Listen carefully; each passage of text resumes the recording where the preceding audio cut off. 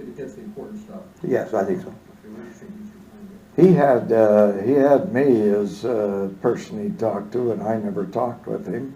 He had Floyd Boring as a person he talked to, and Floyd didn't talk to him. So, you know, I don't know where a lot of the information came from, but he had a lot of references on it. But I thought the book was right on the mark. He knew about the stop in Tampa and the president's request, and But you never sat with him.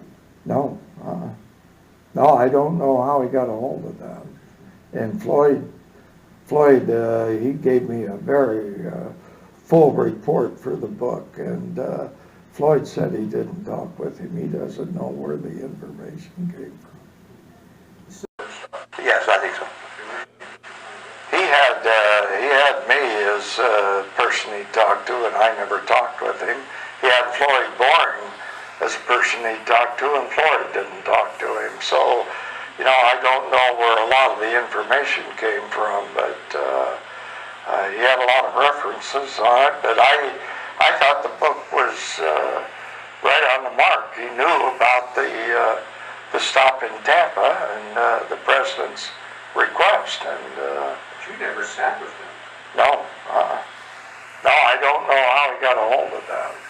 And Floyd, he gave me a very full report for the book, and Floyd said he didn't talk with him. He doesn't know where the information came from. Blaine is partly correct. Floyd Boring did not.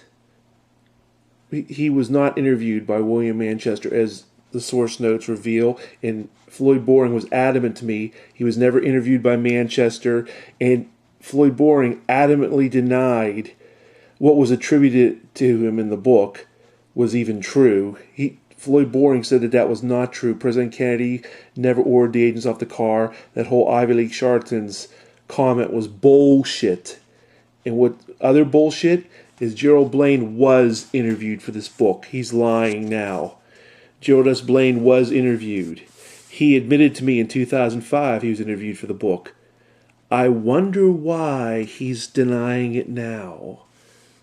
Could it be because he is the originator of the JFK ordered us off the back of the car Ivy League charlatans bullshit? Could be. I think I'm going to have them ride on the back end of the president's car because we just don't have the manpower to do anything else but that. All of a sudden I hear over the radio the president wants the Ivy League charlatans to fall back to the follow-up car. Gerald Blaine told Vince Palomera that he heard this remark from the guys, not over his radio. He told Vince Palomera that President Kennedy never interfered with their actions at all. Floyd Boring, the agent you see in the passenger seat of the limousine next to the driver Bill Greer, that's Floyd Boring, he was assistant special agent in charge. He told Vince Palomera that this was not true. JFK was a very nice man, never interfered with their actions at all. He never ordered them off the back of the car. I specifically asked him about the Ivy League charlatans remark. It's in William Manchester's book. Floyd Boring adamantly denied this to me twice. He also sent me a letter saying that President Kennedy was very cooperative. The same thing he told the JFK library in 1976. Don Lawton, the agent you're seeing about to get on the back of the car there, told me that, who knows, you can hindsight yourself to death. If they would have left guys in the back of the car, Special Agent in Charge Jerry Bain and a slew of other agents told me that President Kennedy never ordered the agents off the back of the car. Gerald Blaine, author of the Kennedy Detail, told me the same thing until he realized, uh-oh, we got to cover our behinds. And he politely told everybody, we're starting the campaign now, and the people are my asset. Said I couldn't get elected dog catcher. Blaine took that from Floyd Boring's JFK Library oral history in a different context that was not related to the agents being on the back of the car, which is totally untrue. See the gentleman next to JFK there? That is Congressman Sam Gibbons. He told me the agents were on the back of the car the entire time.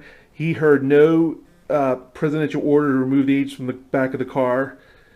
President Kennedy had back braces and a very bad back. He couldn't have turned around to see the agents. He wouldn't have cared one way or the other. And the agents were actually back far enough, they weren't an issue anyway.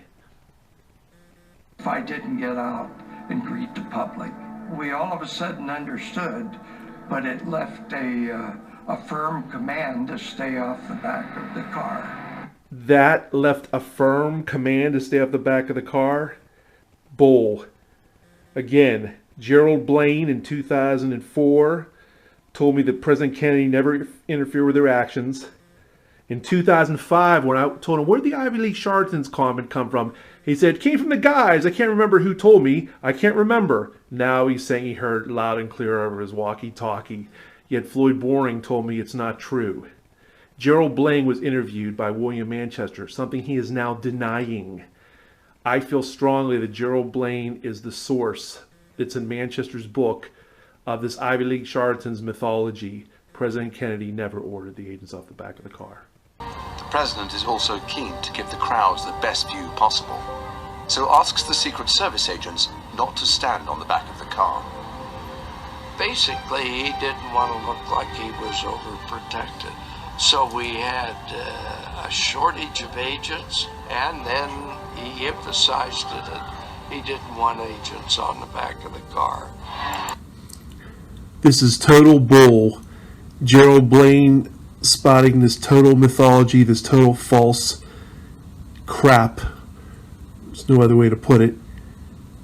Not only did Gerald Blaine told me twice in 2004 and 2005 that President Kennedy never interfered with their actions at all, many of his colleagues, including several way above him in rank, the number 1 agent, Gerald Blaine, the number 2 agent, Floyd Boring, one of the 3 shift leaders, Art Godfrey, dozens of others, and several important White House aides, including Dave Powers, all told me that President Kennedy did not order the agents off the back of the car. Dave Powers, arguably JFK's best friend since 1946, wrote to me in a letter saying that the president never had to order the agents off the car. The list goes on and on. See my first book, Survivor's Guilt, and also see my third book, The Not So Secret Service. It's a shame that Gerald Blaine is still spreading these lies.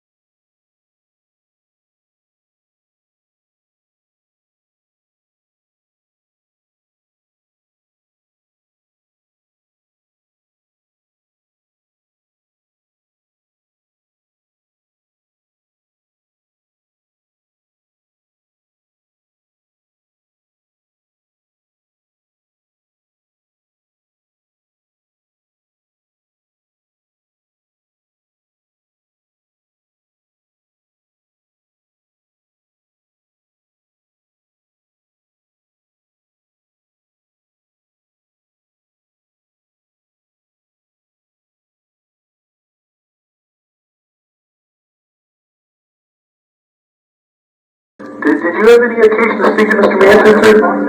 Oh, okay. I wasn't involved in that at all. I asked him on the show before, February, the last vacation he had. Oh, okay, the one in Florida. That's right. Oh, okay, yeah. There's something relating in his book about that too. Supposedly, he makes it out like President Kennedy was real authoritarian and ordered the men off the back of a limousine. Well, that's not true. I didn't think that was either. Yeah, Rufus Youngblood, it was one of the things he told me. He says that don't believe Manchester or Bishop. It's very disheartening for being a young researcher looking at books and trying to sift out what's fact and what's not. And thinking that as years, this is all becoming history now. It's very discouraging to find certain things that are printed aren't true. you gentlemen were there, and you would know best. And when you were saying that, I believe you 10 times more than I would, William Manchester. Yeah, no, well, you were there, that's the problem. But, the most alarming thing about this is, sir, is he quotes you in the book, but you're not interviewed in the book in the back section. Oh, yeah, he says that supposedly President Kennedy told you, I'm quoting, keep those Ivy League charlatans off the back of the car. That doesn't sound like, okay. Boy, I tell you, this is amazing. I didn't think so either, because he was gracious enough to indicate all his interviews at the back section of the book, but your name wasn't there. Something, how can he get a direct quote from a gentleman he never spoke to? I never told him that. Yeah. You know, I'm finding this out because in this less than 5 minutes of conversation, you've knocked out a lot of stuff that's printed. I was not taking it as the gospel, but I know other people have. I can't tell you how many times I've seen it repeated where President Kennedy told the agents, I guess yourself and other people, get these men off my limousine, don't do this. Okay. Very nice man. Yeah, it's never at all.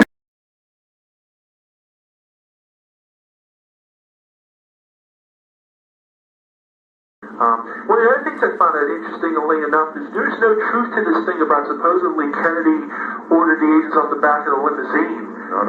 No, he had nothing to do with that. I figured that because you know what?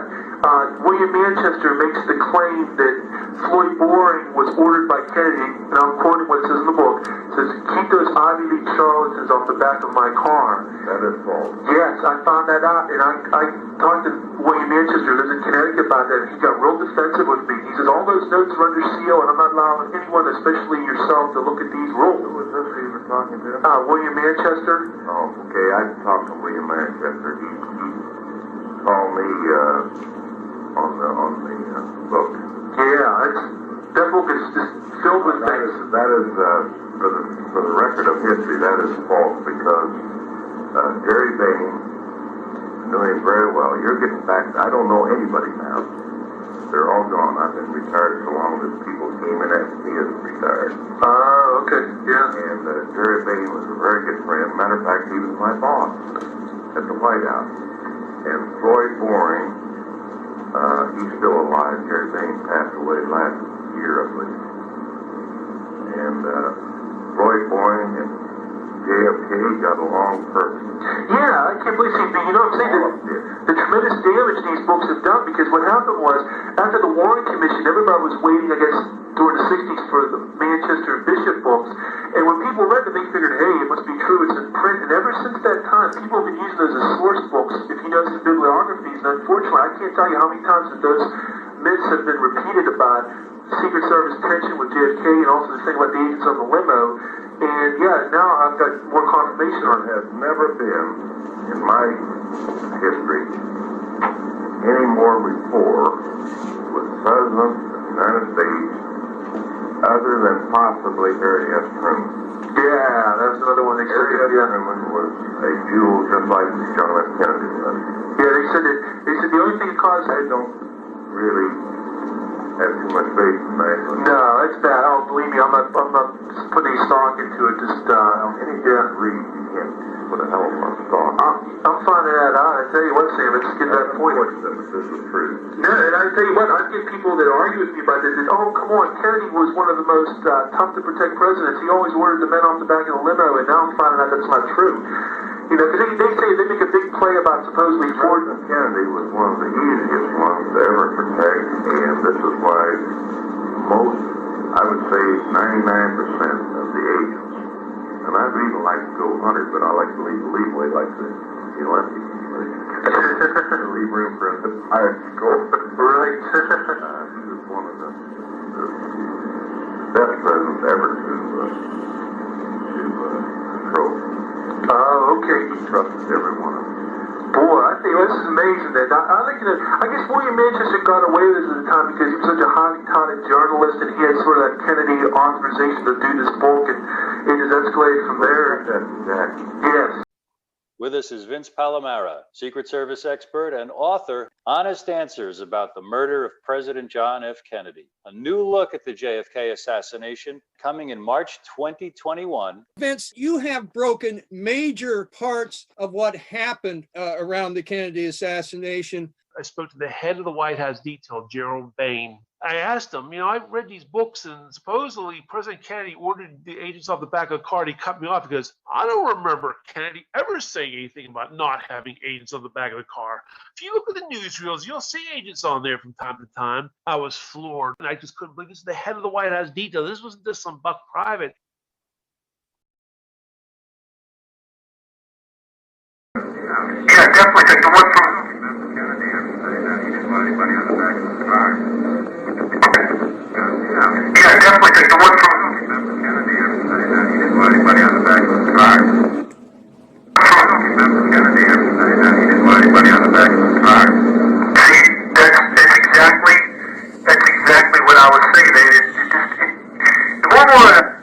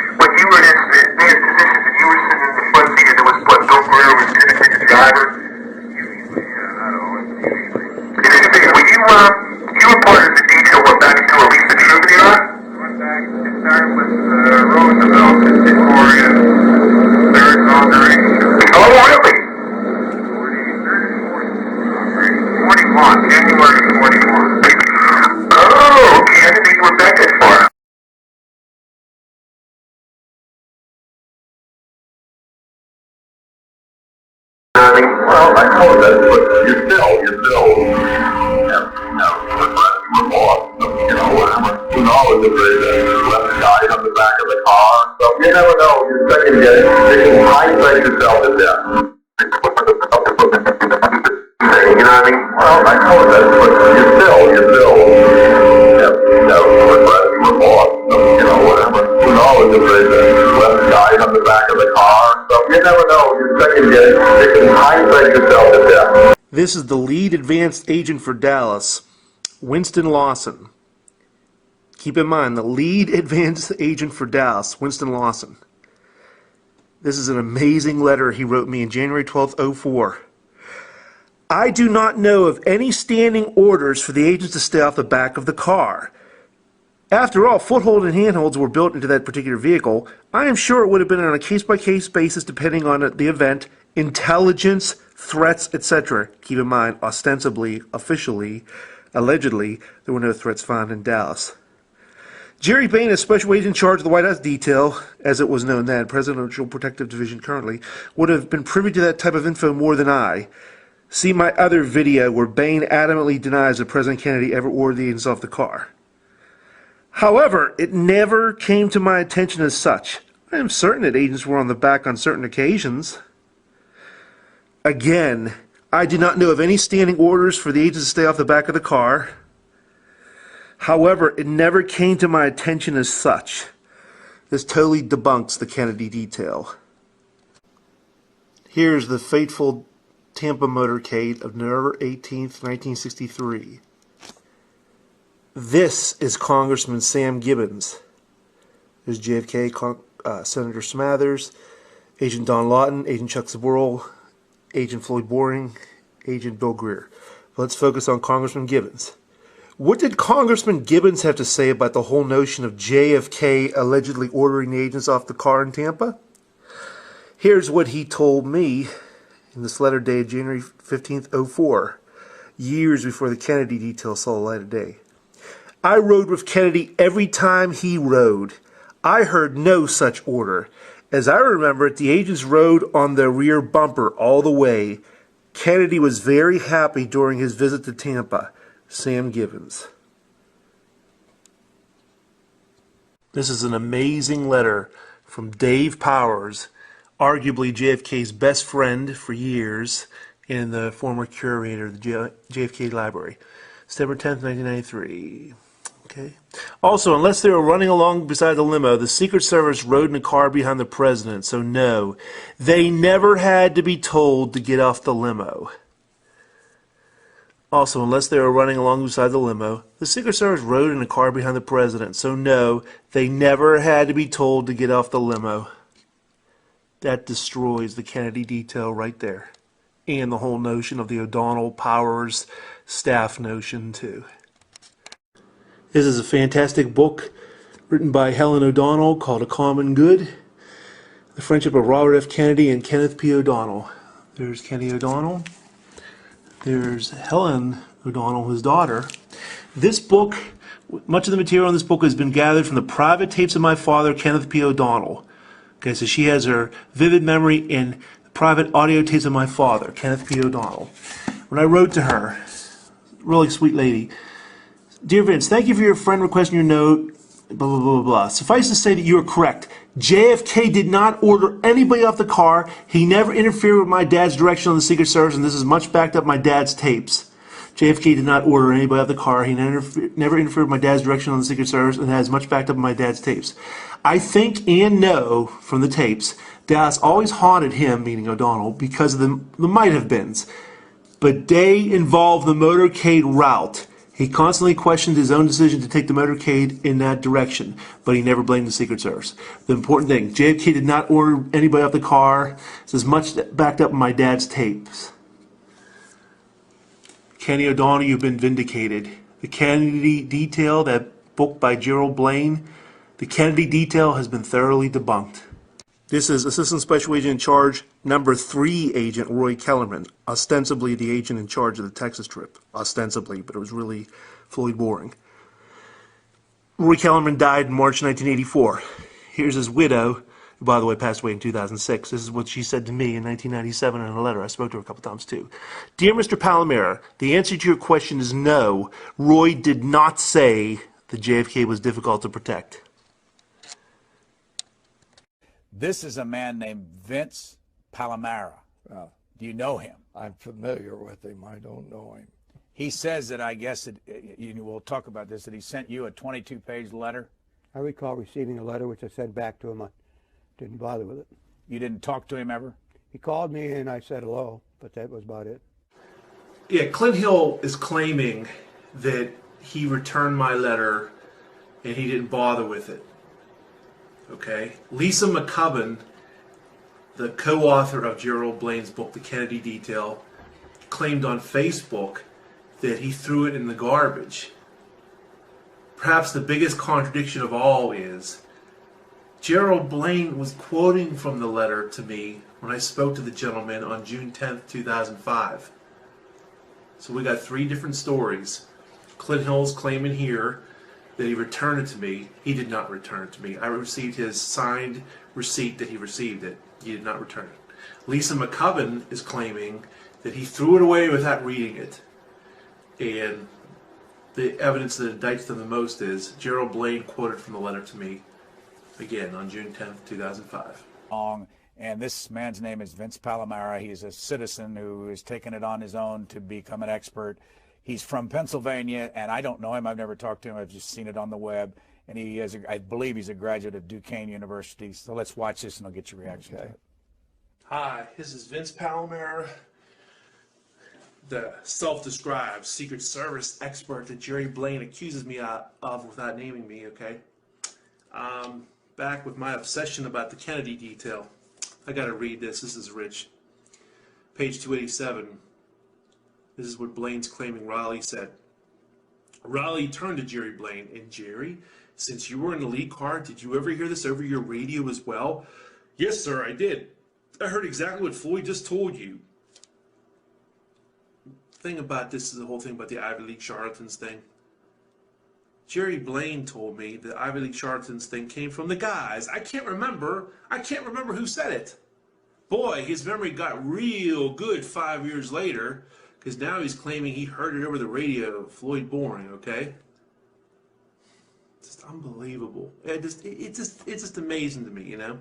There never would have been a book if I didn't send a 22-page letter, okay, to Clint Hill that pissed him off so much that his very good friend Jerry Blaine came out with this book as a counter, okay? There's some nice things I recommend everybody to buy. I don't mind censorship. This is my First Amendment rights, okay? It's got some nice pictures, some nice non-assassination things, and there's even some good assassination-related things in here. But it's very obvious. It's other people picked up on it. That's why there's some really bad reviews on Amazon right now. Mine's the best of the bunch at 3 stars, too. It's very obvious it's a thinly veiled attempt to rewrite history and to blame President Kennedy without trying to blame him for his own assassination. First of all, his is not the best of the reviews. There are 7 with 5 stars, just in case for the record, that I saw today when I looked on Amazon. What's your reaction? Could you hear? Well, he wrote an assessment of the book about the first time about 5 weeks before it was released. The second time on Amazon.com, he and 4 of his friends, or 4 of his aliases, put a statement on assessing the book, a 1, a 2, and a 3. My assessment of Mr. Palomera is that he called probably all of the agents, and what agent who answers a phone is going to answer a question, was President Kennedy easy to protect? Well, probably he was too easy to protect because he was assassinated. But the fact that the agents aren't going to tell him anything, and he alludes to the fact that when I wrote the book, most of these people were dead. Well, I worked with these people. I knew them like brothers, and I knew exactly what was going on. And I always respected Jim Rowley because he stood up to the issue and said, look, we can't say the president invited himself to be killed, so let's squash this. So that was the word throughout the Secret Service. This is rich. Gerald Blaine is saying, my assessment of Mr. Palomera is that he called probably all the agents, which is true. And what agent who answers the phone is going to answer a question, was President Kennedy easy to protect? You did, Mr. Blaine. February 7th, 2004 and June 10th, 2005 to be exact. And many of your colleagues echoed the same thing. That JFK was a very nice man, never interfered with the actions of the Secret Service, and did not order the agents off the limousine. Picking up where Blaine left off. Well, he probably was too easy to protect because he was assassinated. Jeez, that's really nice to know, Mr. Blaine. Again, a quote from Blaine here. But the fact that the agents aren't going to tell him anything, you told me a whole bunch of things in our 45-minute conversations, plural, times 2, on those dates I mentioned. And many of your colleagues told me much of value. And he alludes to the fact that when I wrote the book, most of these people were dead. Yes, it's very relevant. Again, back to Blaine. Well, I work with these people. I knew them like brothers, and I knew exactly what was going on, and always respected Jim Rowley because he stood up to the issue and said, look, we can't say the president invited himself to be killed, so let's squash this. 47 years later in Blaine's book, as I've covered in my Citizens for Truth and Kennedy Assassination online reviews and my blogs and whatnot, he's claiming in his book that there was a morning of JFK's funeral meeting of the Secret Service that Chief Riley said, look, we know the president ordered us off the back of the car, but we can't let the public know about this because then they'll think we're blaming the president for his own death. We got to cover this up. ironically, by telling this sordid tale, that's exactly what the book achieves. It does blame Kennedy for his own death by revealing this meeting. I do not believe this meeting took place at all. I think it's a total fabrication. There is no evidence for it whatsoever. That's just my opinion, based on the fact that there's a lack of evidence. It's very slick, though, because there probably was a security meeting to discuss the upcoming walk to St. Matthew's Cathedral with Jacqueline Kennedy, Haile Selassie, Charles de Gaulle, and all the dignitaries. But the bottom line is everyone he's mentioning that attended this alleged meeting are long dead. There's no corroboration. And furthermore, the agents that spoke to me or wrote to me provided substantive details that go against this alleged meeting. The advance agents supposedly were told. No, they weren't. Winston LAWSON told me in a letter, a complete stranger. Why would he lie? Said, I don't know of any standing orders for the agents to be out the back of the car. It never came to my attention as such. It never came to his attention as such. According to Gerald Blaine's book, there was a meeting. Mr. Palomera, there are a number of things that have happened, but he has no credibility. He's a self-described expert in his area, which I don't know what it is. He was born after the assassination, and he keeps creating solutions to the assassination until they're proven wrong. So he's... Yeah, like your attorney sending me a certified letter asking me to take down a blog where you guys were alleging I was saying that I was a co-author of the book. I wasn't saying that at all. I even noted it came from Lisa McCubbin's blog. I was just advertising the book. But that was a shot across the bow, wasn't it, Mr. Blaine, to try to put a scare in me. Didn't work. The truth shall prevail. I know what you said. I know what all your friends said. I have letters of them. I have some of them on audio tape. It is what it is, to use the common vernacular. And a quote from your book where you say that I stabbed your brothers in the back with baseless accusations. Hey, don't kill the messenger for giving you bad news. These gentlemen, including yourself, told me what they told me to a complete stranger on the phone, and or they wrote it, put it in writing. I mean, the consensus is overwhelming. It's a landslide that JFK did not order the agents off the back of the car, nor did he interfere with the actions of the Secret Service. You were a private in the Secret Service. Jerry Bain was the Douglas MacArthur of the Secret Service, #1 agent. His #2 assistant, Floyd Boring, also said the same thing. Kennedy never ordered the agents off the back of the car. So that's where I stand on the matter. He also says that he has no credibility. Well, we'll be the judge of that, won't we? He says he is a self-described expert in this area, which I don't know what it is. Well, self-described people as diverse as Vince Bugliosi, the History Channel, the Assassination Records Review Board, and even ironically Brian Lamb have called me a Secret Service expert. I mean, it is what it is. He was born after the assassination. Okay, and so was your co-author Lisa McCubbin. And your point is? He alleges that because he sent me a letter, 22 pages in length apparently, and that I discussed that with Jerry. I forgot that I ever got a 22-page letter from this particular individual until I heard him say it on TV. And I never discussed it with Jerry or anybody else because it wasn't important to me. And insofar as him being an expert, I don't know where the expert part came from. I spent a long time in the Secret Service in protection, and I'm not an expert, but apparently he became an expert somewhere up in Pennsylvania. I don't know where. People claim that they're experts. They have no basis to make that claim. I was a special agent in charge of Vice President Protection, special agent in charge of Presidential Protection, and Assistant Director of Protective Forces for the United States Secret Service. I'm not an expert, but apparently some of these people out there who write these books and concoct these theories are experts. People as diverse as Vince Bugliosi, the History Channel, the Assassination Records Review Board, and even ironically Brian Lamb have called me a Secret Service expert. I mean, it is what it is. The fellow we talked about in the last interview, Vince Palomara, Yeah. you've seen his letter? No, he's been critical of... I'll accept his Are endorsement. you worried that he's being... Well, maybe he has some secret agenda, I don't know. The most painful theories point fingers at the agents themselves. I read where Pontius was part of it because he disappeared after Houston. A conspiracy for the agents to shoot the president.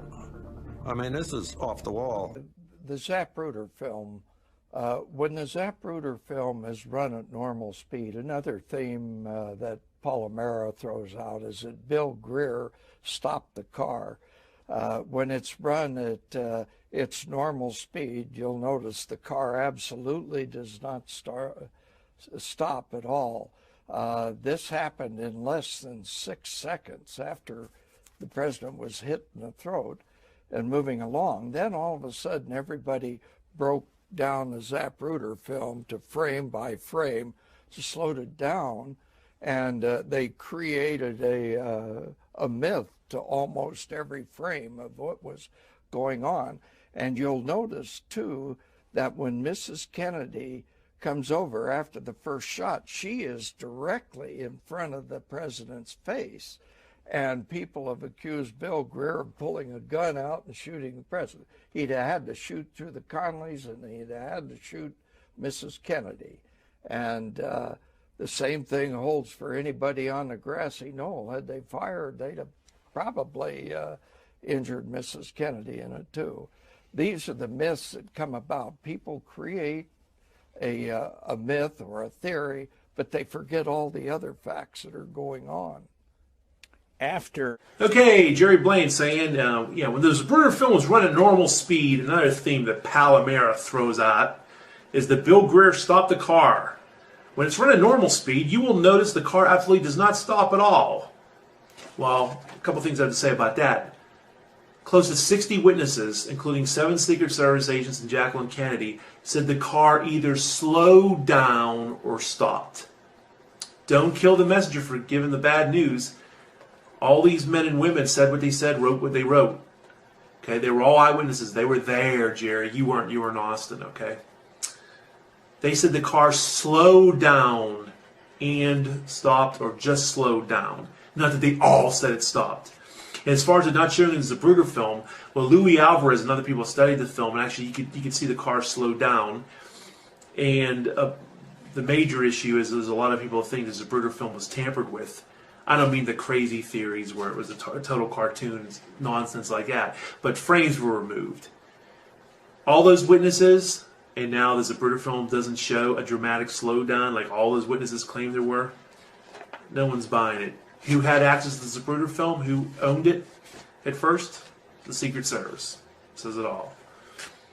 In this comment you make, this happened in less than six seconds after the president was hit in the throat and moving along. Oh, the president was hit in the throat, huh? In the throat. From the front?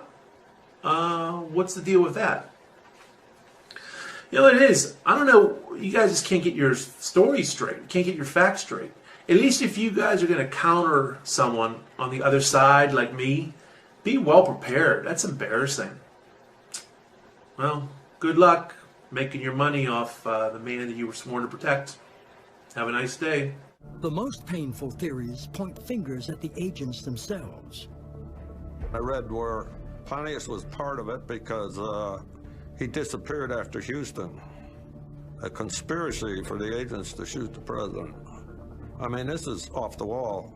One of the agents shot him, and all the crap. Everybody's having a field day. One of the conspiracy theories is that the agents left the president's car unguarded just before the shots were fired. The motorcade had finished the crowd portion of the route and was about to hit the Stemmons Freeway, therefore going freeway speed. No agents were on the back of the car and would not ever be on the back of the car in those conditions. This thing about the freeway, they were going too fast, that's bunk, because there's many trips where the agents were on the back of the car at very fast speeds.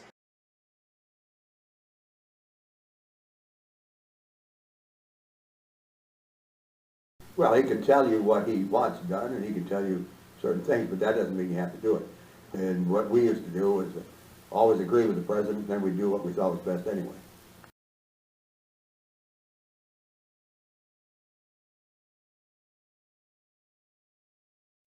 You have to realize that I have a lot of opponents out here as far as the book goes. I've interrupted a few theories that were hanging out there, so I'm not getting all favorable readings on it. As a matter of fact, 3 weeks before the book came out, I had a #1 rating from about 4 different people about the book, so they had no idea what was in the book. But I'm not all the way very popular. But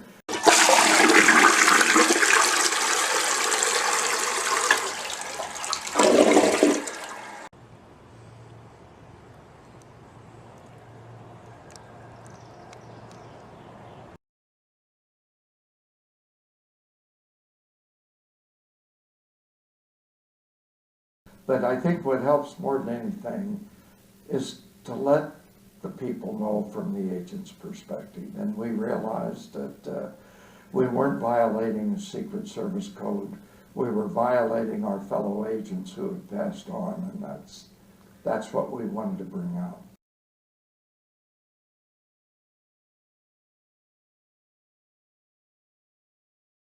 Stories. And then Art Godfrey was dying of cancer, and I talked with Art Godfrey, who was my shed later.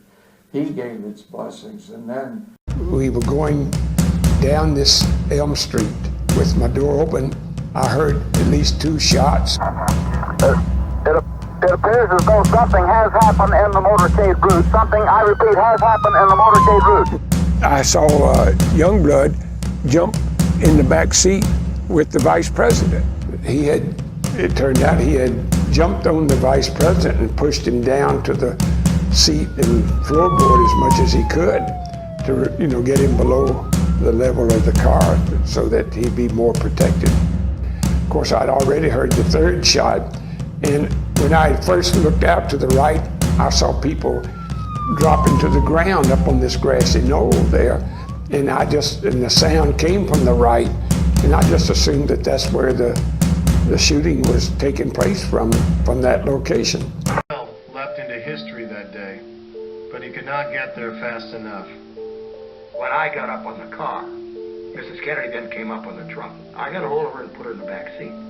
When I did that, he fell into her lap, but the right side of his face was up. I could see his eyes were fixed. I could see into the skull. There was a hole in his skull. And you could see that part of the brain was gone. It wasn't even there. So I just turned and gave a thumbs down to the follow-up car crew because I thought it was a fatal wound. He was dead. Agent Lawson would climb into this white unmarked police car for the trip through Dallas. Presidential limousine followed the car I was in.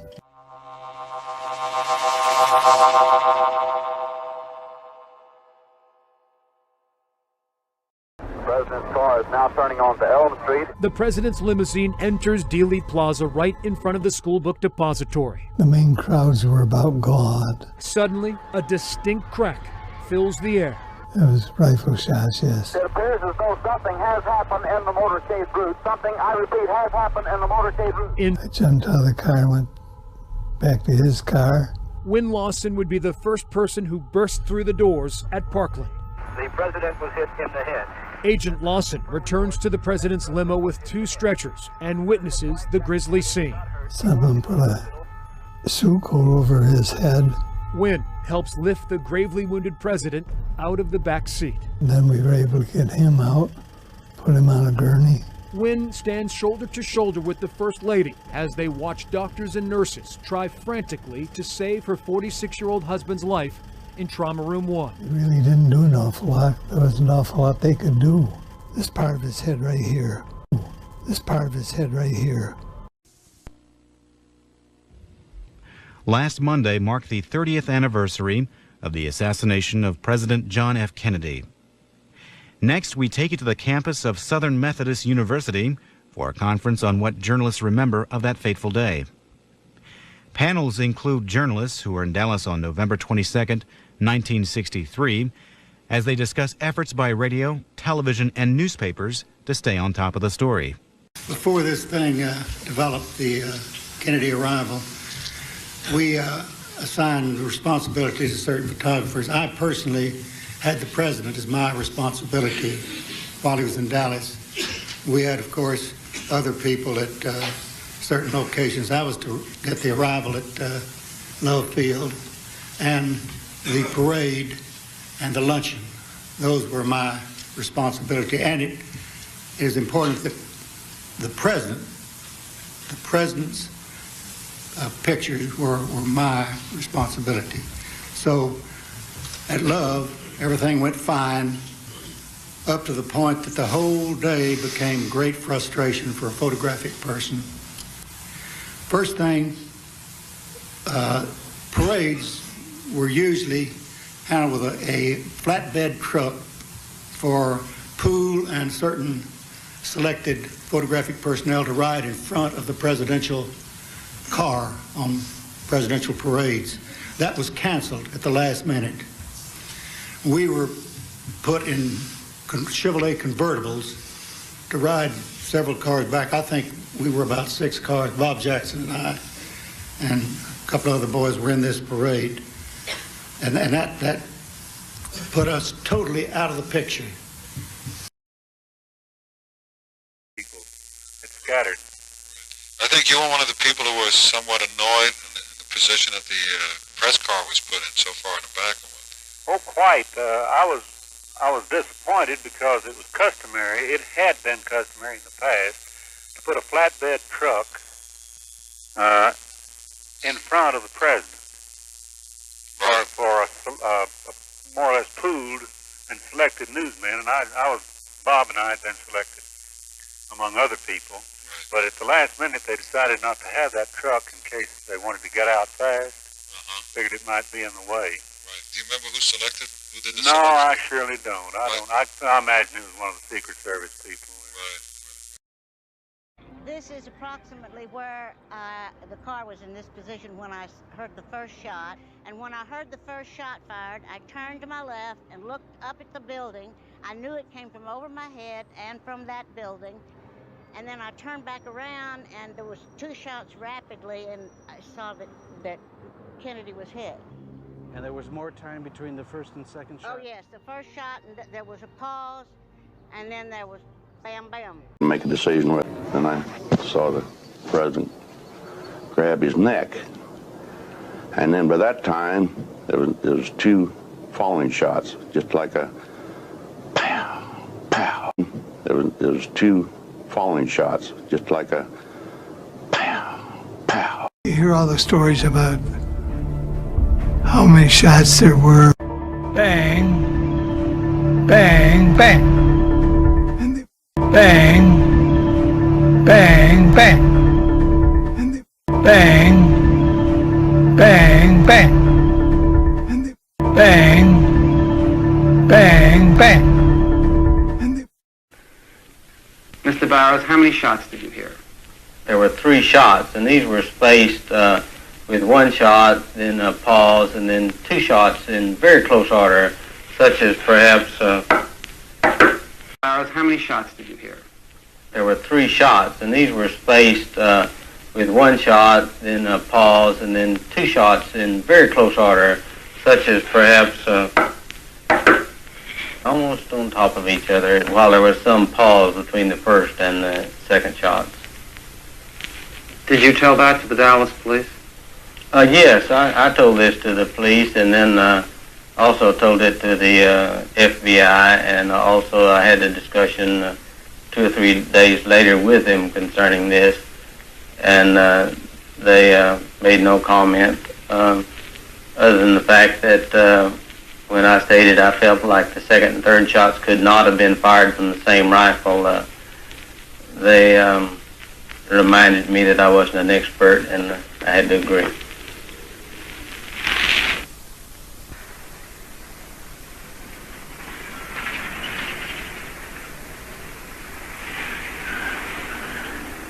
Is this the exact spot you were standing on November 22nd, Mr. Holland? That's correct. This is the exact spot that I was standing November the 22nd.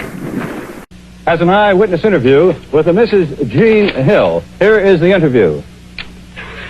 What is your name, ma'am? Jean Hill. From Dallas? That's right. And did you see the shooting, miss? Yes, sir. Can you describe what happened? Yes, sir. Will you do that now?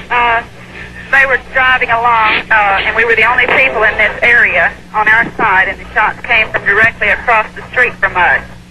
And just as the president's car became directly even with us, we took one look at him, and about that time 2 shots rang out just as he looked up. Just as the president looked up, and these 2 shots rang out, and he grabbed his chest, and it looked like he was in pain, and he fell over in the seat, and Junkie fell over on him and said, "My God, he's been shot." After that, more shots rang out, and the car sped away. Now, what kind of a car was that? What kind of a car was it? The president's car. I mean, where did the shots come from? The shots came from the hill. From the hill? Yes. It was just east of the underpass. And we were on the south side. Did you look up there where the shots came from, ma'am? Yes, sir. Could you see anyone? I thought I saw this man running, but I looked at the president, and for a while, and I looked up there, and I thought I saw a man running, and so right after that, I guess I didn't have any better sense. I started running up there too. The president looked up, and just as he looked up, 2 shots rang out, and he grabbed his chest, and this real odd look came over his face, and he pitched forward onto her lap. And she jumped up over him at that and screamed and said, "My God, he's been shot." And there was just an instantaneous, sort of an instant's pause, and in the motorcade it momentarily halted, and 3 or 4 more shots rang out, and they sped away real quickly. There was 3 or 4 real close together, and it was must have been the first one that shot him, because that was the time I took the picture. And during that time, after I took the picture and the shots were still being fired, I decided I'd better get on the ground. Did people lie down on the ground? I just know